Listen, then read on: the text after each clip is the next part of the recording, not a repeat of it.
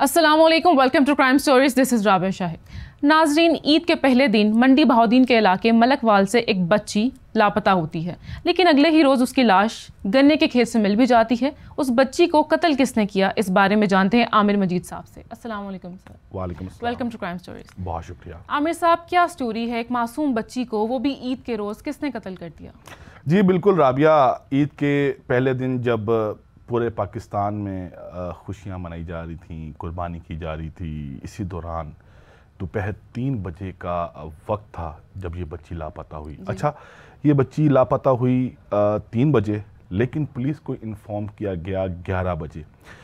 11 बजे पुलिस को इन्फॉर्म किया गया, पुलिस ने सर्च शुरू किया और ये खबर जंगल में आग की तरह फैल गई, क्योंकि ईद का मौका था, लोग खुशियां मना रहे थे और इसी दौरान एक 8 साल बच्ची का पुरअसरार तरीके से लापता हो जाना एक बड़ी ताज्जुब की बात थी। हाँ जी। और उसके बाद अगले ही दिन जैसे ही ये खबर पता चली हमारे सहाफ़ी भाइयों को, तो मीडिया पे ये नशर हुई और वज़ीर आला पंजाब मरीम नवाज साहिबा ने इसका एक्शन लिया और पुलिस को टास्क दिया कि इस बच्ची को किसी भी सूरत में बाजियाब करवाया जाए, क्योंकि उस वक्त तक पुलिस को ये पता था कि ये बच्ची लापता हुई है और यही गुमान था कि किसी ने इसको अगवा किया है और कोशिशें यही थी कि इस बच्ची को बाजियाब करवाना है। लेकिन ईद के दूसरे दिन 2 और 3 बजे के दौरान इस बच्ची की लाश गन्ने के खेत से मिल जाती है। अच्छा, जो लाश मिलती है जहां पर वो लापता हुई, उस घर से गन्ने के जो खेत का फासला है वो तकरीबन 100 मीटर का है जी। अब वो बच्ची कहाँ गई ये भी मैं आपको बताऊंगा बाद में। होता कुछ यूं है कि ये बच्ची, जिसका नाम किरण शहजादी वल तसव्वुर हुसैन है जी। इसकी वालदा है अलमास। ये बच्ची अपनी वालदा अलमास के साथ, ये मंडी बहाउद्दीन का एक इलाका है, कदर गांव है बेसिकली, ये लोग वहाँ के रहने वाले हैं। लेकिन ईद के पहले दिन ये अलमास की जो दादी हैं, अलमास अपनी बेटी को लेकर अपनी दादी के घर आई थी और ये अपनी दादी के घर से ही लापता हुई ये बच्ची। अच्छा, बैक टू स्टोरी। जब पुलिस को इत्तला दी जाती है, इत्तला देती हैं बच्ची की वालदा अलमास कि मेरी बच्ची मुझसे 50 रुपये लेकर चीज़ लेने के लिए दुकान पर गई थी और दिन 3 बजे गई थी और अभी तक वापस नहीं आई। पुलिस ने फिर सर्च किया, फिर FIR दर्ज कर दी अगवा की दफात के तहत। अगले ही रोज़ जब वहाँ से लाश मिलती है, अब लाश कैसे मिलती है, पुलिस लाश नहीं रिकवर कर पाती। पुलिस CCTV कैमरास देखती है, उस रूट को सर्च करती है जिस रूट पर वो बच्ची चीज़ लेने गई थी। उस दुकान पर जाकर जो मालिक दुकान है उससे बातचीत करती है, तो मालिक दुकान बताता है कि हाँ, ये दिन में 2 दफ़ा पहले मुझसे चीज़ लेने आई थी, लेकिन जिस टाइम का आप बता रहे हैं ना, ये उस वक्त चीज़ लेने नहीं आई थी। अच्छा राबिया, ये जिस इलाके का हम जिक्र कर रहे हैं मलकवाल, और जिस घर का हम जिक्र कर रहे हैं, वहाँ पर टॉयलेट की सहूलत मौजूद नहीं है। अच्छा, इस बच्ची की लाश भी ऐसे बरामद हुई कि वहाँ के जो रहायशी हैं वो टॉयलेट की गर्ज से गन्ने के खेत में गए, तो उन्होंने बच्ची की लाश देखी। बच्ची की लाश को बरामद किया गया और बरामद करने के बाद डिस्ट्रिक्ट हॉस्पिटल है मंडी बहाउद्दीन के, वहाँ पहुँचाया गया। वहाँ पर उसका पोस्टमार्टम हुआ और पोस्टमार्टम में ये सामने आया कि बच्ची के सर पर किसी भारी चीज़ से वार किए गए हैं और बाद में स्वैब सैंपल भी लिए गए। उसमें कंफर्मेशन होगी कि बच्ची से किसी किस्म की ज़्यादती नहीं हुई, लेकिन बच्ची को कत्ल किया गया है। अच्छा, इस तरह के जो केसेस होते हैं ना, हमारी बात हुई है मंडी बहाउद्दीन के जो DPO हैं वसीम रियाज, बड़े ही प्रोफेशनल पुलिस ऑफिसर हैं और बहुत ही टैलेंटेड पुलिस ऑफिसर हैं, और उन्होंने भी बताया है कि इस तरह के जो केसेस होते हैं जिसमें बच्चे अगवा होते हैं, बच्चों की किसी से दुश्मनी तो होती नहीं है। अगर बच्चों को अगवा करने के बाद कत्ल कर दिया जाता है तो मोस्ट प्रोबेबली ऐसा ही होता है कि उनके जो रिश्तेदार हैं और उनके जो बहुत क्लोज लोग होते हैं वो इस तरह के क्राइम में मुलविस होते हैं। नहीं, बच्ची तो मासूम थी, उसकी क्या दुश्मनी होनी थी? जैसे कि अभी आपने बताया कि बा ने रिपोर्ट की है, उसकी वालदा ने रिपोर्ट किया है कि बच्ची तो सिर्फ चीज़ लेने गई थी, तो फिर अच्छा, फिर राबिया, पुलिस बड़ी परेशान थी कि इस बच्ची को कौन अगवा करके लेके गया और कौन ऐसा शख्स था कि जिसने घर से 100 मीटर के फासले पे इसको कत्ल किया और वहाँ से फरार हो गया। अच्छा, अब गन्ने के खेत भी इतने बड़े बड़े नहीं है कि मतलब आप कहें कि उसमें इंसान नजर ना आए। उसमें इंसान की मूवमेंट जो है वहाँ पर नजर आती है। बच्चे की उम्र क्या थी? बच्ची की उम्र 8 साल थी। 8 साल थी। अब कहानी यहाँ से शुरू होती है। जब पुलिस को बच्ची की बॉडी मिलती है, पुलिस घर पर जाती है, पुलिस वहाँ पर लोगों के रवैये देखती है, तो वालदा का रवैया जो है थोड़ा अजीब सा होता है। उसको कोई गम नहीं होता। एक होता है ना कि एक औरत होती है, उसकी एक ही बच्ची होती है, उसको मार दिया जाए तो वो बहुत हमसे निढाल हो जाती है, और इस तरह से वो बिल्कुल रिलैक्स थी। फिर पुलिस ने उससे सवालात शुरू किए। फिर पुलिस ने उससे कहा कि बच्ची आपसे पैसे लेकर गई थी, कितने बजे गई थी, कहाँ गई थी, किस दुकान पर गई थी। फिर उनको लेकर वहाँ पर उस दुकान पर लेकर गए। दुकानदार ने कहा नहीं, मैं बच्ची यहाँ पर नहीं आई थी।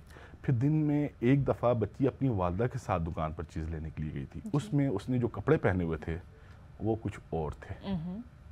पुलिस को शक हुआ। पुलिस ने कहा आपने जो कल कपड़े पहने हुए थे वो कहाँ हैं? तो उन्होंने कहा मैंने तो कल से यही कपड़े पहने हुए हैं। पुलिस को वहीं से शक हुआ कि शायद ये वालदा कुछ छुपा रही है। पुलिस इसको लेकर पुलिस स्टेशन चली जाती है। वहाँ पर जो डीपीओ हैं वसीम रियाज, वो खुद पहुँच जाते हैं क्योंकि वज़ीर आला पंजाब मरियम नवाज़ साहिबा ने इस पर एक्शन लिया हुआ था और एक बड़ा केस था। ईद के दिनों में मतलब एक खुशी का जहाँ पर एक समा होता है, वहाँ पर एक ऐसी खबर आ जाना कि बच्ची की लाश मिल जाना खेत से अगले ही दिन, जहाँ लोग कुर्बानी कर रहे थे वहाँ एक माँ ने अपनी बच्ची कुर्बान कर दी। हाँ, ये कुर्बानी पर ही आऊँगा मैं, असल में मैं कुर्बानी पर ही आऊँगा राबिया। अब वहाँ पर डीपीओ साहब उससे पूछते हैं कि आपने अपनी बेटी को कत्ल क्यों किया? पहला सवाल करते हैं, डायरेक्ट पहला सवाल करते हैं। तो वो कहती है कि मुझे बहुत भूख लगी है, मुझे खाना दो, मैंने कल से खाना नहीं खाया। अच्छा। डीपीओ साहब फ़ौरन कहते हैं कि लाएं, जिनके लिए खाना लाएं, उनको खाना खिलाया जाता है। आराम से 1-1.5 घंटे के बाद उससे फिर पूछा जाता है कि आपने अपनी बच्ची को क्यों कत्ल किया? वो कहानी बताती है। वो कहानी बताती है कि मैं 8 साल की थी जब मेरे वालिद ने मेरी वालदा को तलाक दी थी। अच्छा। उसके बाद मेरी वालदा ने बड़ी ही मुश्किल से घरों पे काम कर कर के पाला पोसा बड़ा मुझे पाला और फिर मेरी शादी हो गई। अब किस्मत का करना ये हुआ कि जिससे अलमास की शादी हुई, उससे अलमास की शादी आज से 6 साल पहले तकरीबन, वो कहते हैं कि टूट गई है, नहीं टूटी, ये अलग बहस है। 6 साल पहले उसकी अपने शौहर से अलहदगी हो गई। अच्छा। अब अलमास किरण को देख रही है कि जिस उम्र में उसके वालिद ने उसको छोड़ा था और जिस उम्र में किरण के वालिद ने उसको छोड़ा था वो दोनों सेम थी जी। और किस तरह कस्मा पुरसी की जिंदगी बसर की अलमास ने, और वो यही देख रही थी उसकी बेटी किरण शहजादी भी ऐसी ही जिंदगी ना गुजारे उस तरह की। अब इसका ट्विस्ट ये है कि ये टर्निंग पॉइंट क्यों हुआ? ईद के पहले दिन ही क्यों? ईद कुर्बान, ईद पे क्यों? ईद पर ही क्यों? कोई और भी मौका हो सकता है ना, ईद पर ही क्यों? हुआ कुछ यूं कि ईद के पहले दिन वो, जिस तरह मैंने बताया कि अलमास अपनी दादी के घर पर गई हुई थी। वहां पर बच्चे थे, उनकी भी बहू थी जी। उन बच्चों को खाना दिया गया। किरण भी वहां पर मौजूद थी। अलमास ने दरियाफ्त किया कि बेटा आपने खाना खाया? तो उसने कहा मेरे लिए खाना नहीं बचा, ये लोग ही सारा खाना खा गए। अलमास ने सोचा कि ये वही एपिसोड, वही भूख अफलास, वही गुर्बत जो मैंने देखी, वो मेरी बच्ची भी देखी। क्या मैं अपनी बच्ची को, वो एक टर्निंग पॉइंट था जिसमें अलमास ने सोचा कि क्या मेरी बच्ची को भी ऐसी जिंदगी बसर करनी है। फिर उसने फैसला किया नहीं। उसने अपनी बेटी को बराबर एक कमरे में लेके गई, वहाँ पर एक तस्वीर खींची अपनी बेटी की, यादगार तस्वीर। और उसके बाद अब उसको मौका चाहिए था कि वो उसको कत्ल करे। तो वो जो घर में बच्चे मौजूद थे, वो मदरसे में, करीबी मदरसे में कुरान पढ़ने जाते हैं, तो ईद के दिन भी उनको छुट्टी थी। वो बच्चे जैसे ही निकल के गए तो घर में मौजूद थी एक उनकी दादी और एक अलमास। इतने में बच्ची ने कहा कि मुझे टॉयलेट जाना है। तो बच्ची निकली अपनी वालदा के साथ टॉयलेट करने के लिए। उसकी वालदा पीछे उसके साथ साथ निकली और एक भारी लकड़ी लेके अपने साथ गई और सर पर पे दर पे वार किए उसके, और उसको वहीं पर कत्ल कर दिया। तो माँ के दिल को कुछ हुआ नहीं उस टाइम पे? ठीक है, ये जो आपने बात की है एक सुनने में लग रहा है कि जनरेशनल ट्रॉमा है जो अलमास ने फेस किया। वो चाहती थी कि उसकी औलाद ना करे आगे से, उसकी बेटी ना करे, बट स्टिल मुझे ये बात कुछ वैलिड नहीं स्टोरी है, एक बड़ी दर्दनाक मतलब ईद के पहले दिन आप कह रही हैं ना, कुर्बानी की बात कर रही हैं। ईद का पहला दिन होता है, बकरा ईद होती है। आपको पता है पाकिस्तान में इंसान क्या, एक सड़क पे चलने वाला जो जानवर है उसको भी इतनी मिकदार में गोश्त मुहैया होता है कि वो शेर होकर खाना खा लेता है। लेकिन ईद के पहले दिन, ईद के दिन दोपहर के खाने में उसकी बच्ची को खाना नहीं मिला और वो इतनी दिल बर्दाश्ता हुई कि उसने उस वक्त फैसला किया कि मेरी बच्ची मेरी तरह की जो जिंदगी है वो नहीं गुजारेगी। अच्छा, इसमें राबिया एक और चीज़ भी है, हमारे मीडिया पर हम लोग बाज़ दफ़ा बहुत ज़्यादा ज़्यादती कर जाते हैं। उस वालदा की किरदार कुशी जो है वो होना शुरू हो गई। हमारे यहाँ जो रिपोर्ट्स आई कि वालदा ने दूसरी शादी करने के लिए बच्ची का कत्ल कर दिया, कि जिनसे वो शादी करना चाहती थी उन्होंने ये डिमांड रखी कि आप अपनी बच्ची को कत्ल करो तो मैं आपसे शादी करूँगा। अच्छा। इसको कैटेगोरिकली डिनाई किया है, इसके कोई शवाहिद नहीं मिले हैं। यकीनन कहीं ना कहीं जो है वो ख्वाहिश थी कि बेहतर ज़िंदगी गुजारी जा सके, लेकिन ये कि उनकी वादा किसी और को पसंद करती थी या उससे शादी करना चाहती थी, इसके कोई शवाहिद नहीं मिले हैं। आमिर साहब, no doubt it's a disheartening story, but मैं यहाँ पर ये कहना चाहूँगी कि एक पॉजिटिव अप्रोच भी ली जा सकती थी एक बेहतर ज़िंदगी गुजारने के लिए। जैसा कि अभी आपने बात की कि सिर्फ स्पेकुलेशंस हैं कि वो शादी करना चाहती थी दूसरी, तो मे भी अगर उनके शोहर ने छोड़ दिया था तो वो दूसरी शादी कर सकती थी, मेहनत मजदूरी कर सकती थी, काम कर सकती थी। आपने बिल्कुल ठीक बात की, उन्होंने मेहनत मजदूरी ही की। एक बच्ची की जान लेना, उन्होंने मेहनत मजदूरी ही की और वो मेहनत मजदूरी करने के लिए इस्लामाबाद तक भी गई। अच्छा। मंडी बहाउद्दीन के भी काफ़ी घर ऐसे हैं जहाँ पर उन्होंने बर्तन मांजने का काम किया और सफाई सुथराई का काम किया और बहुत कोशिश की। मैंने आपसे जैसे कहा ना कि बच्ची की उम्र 8 साल है, 6 साल से शोहर से अलहदगी हुई है। अच्छा, अलहदगी के बारे में भी ये है कि इसका केस, जो खुला का जो केस है वो कोर्ट में अभी चल रहा है। लेकिन उनके जो शोहर हैं तसव्वुर हुसैन, वो ये कहते हैं कि मैंने तलाक दे दी है। वही बात है कि मैं शरई तौर पर उनके जो शोहर हैं वो कह रहे हैं मैंने तलाक दे दी, लेकिन कानूनी तौर पर अभी ये केस कोर्ट में ज़ेर समाअत है।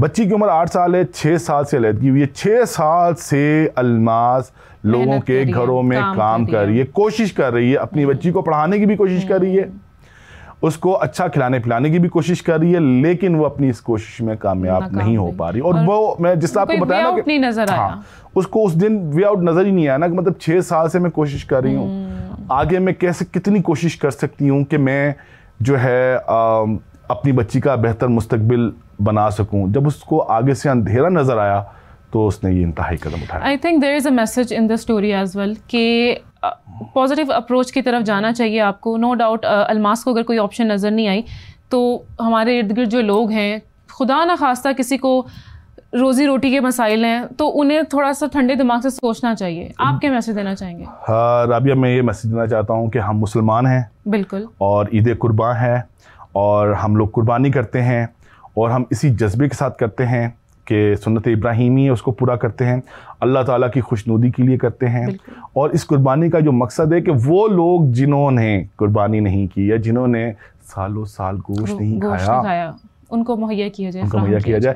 आप ये देखें कि ईद के पहले दिन उस बच्ची को खाना नहीं मिला, नसीब नहीं हुआ। तो ये मजमूई तौर पर हमारी जो सोसाइटी है इसकी जिम्मेदारी है। दूसरा मैसेज अपने ही जो जर्नलिस्ट फ्रेटर्निटी के लोग हैं उनको देना चाहूँगा कि खबर जो है उसको यकीनन ये हमारा हक है कि हम खबर को एंगल दें, लेकिन खबर को दुरुस्त एंगल दें।